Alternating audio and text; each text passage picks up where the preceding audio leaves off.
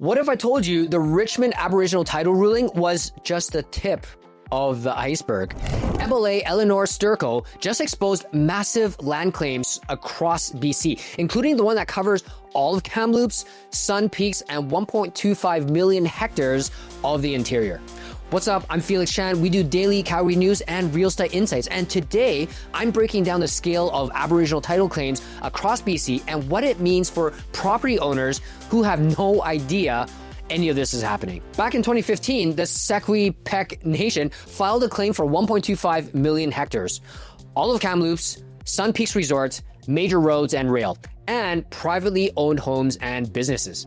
In 2016, the Coquitlam First Nations filed a claim over large parts of Port Coquitlam, including parks and city land. Now, these cases have been quietly moving through courts for nearly a decade, without notifying property owners. The government originally fought the Secwepemc claim, arguing Aboriginal title was displaced by lawfully granted private titles. But then the Cowichan decision dropped in Richmond, granting Aboriginal title over private property. And that changed everything. Independent MLA Eleanor Sturko says the BC government has utterly failed to notify the public about litigation that directly affects their land rights. This isn't just a BC problem.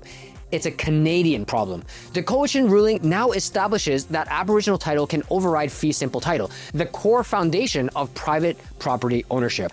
If other courts apply the same logic, thousands of homeowners across BC could suddenly find their titles subordinated to Indigenous claims. And the scariest part?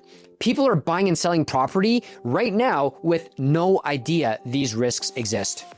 Imagine buying a home in Kamloops for $900,000, not knowing the entire city is under a title claim. And years later, a court rules against private landowners. Your title is now secondary priority. You can't refinance, you can't sell, you had zero chance to participate in the legal process that determined your ownership fate. Sturko is demanding the government release a full list of active Aboriginal title claims and their status. The NDP says they're protecting private property and reconciling with Indigenous peoples, but their core performance in the Cowichan case tells a very different story. If you own property in BC, you need to know whether it sits on top of an active claim.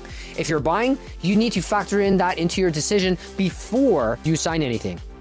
Because the government of Canada won't tell landowners about Aboriginal title claims affecting their property.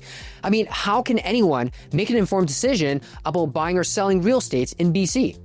Comment title for deeper analysis on Aboriginal title and property rights, and share this with any BC homeowner who deserves to know what's happening to their investment.